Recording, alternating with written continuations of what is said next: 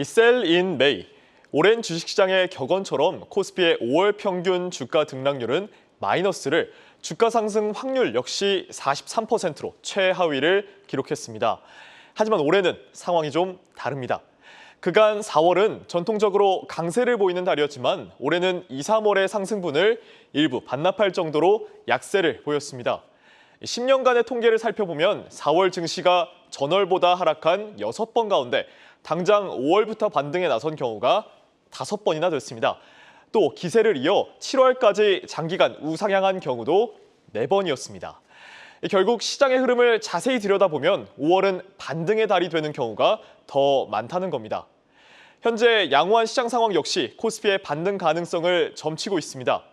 올해 1분기 코스피 200기업들의 영업이익은 약 60조 원으로 전년 대비 최소 23조 원 이상 증가할 것으로 전망됩니다. 또 지난주까지 실적을 발표한 기업들 가운데 어닝 서프라이즈를 기록한 비율 역시 60.9%로 2018년 이후 가장 높은 수준이었습니다. 결국 실적이 양호하다는 건 그만큼 증시가 추가 하락할 가능성이 낮다는 뜻입니다. 증권사들도 코스피 반등 가능성을 전망하는 가운데 반도체에 대한 시각은 다소 엇갈렸습니다. 반도체에 대한 비중을 확대하자는 의견과 포트폴리오의 조정이 필요하다는 의견이 공존했습니다.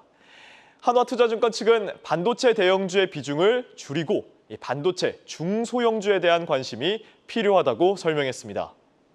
이어 공통적으로 증권가에서는 오는 2일 정부의 밸류업 가이드라인 발표 이후 모멘텀 소멸에 대한 우려는 있지만 밸류업 종목에 대한 중장기적인 시각으로 접근할 필요가 있다고 입을 모았습니다.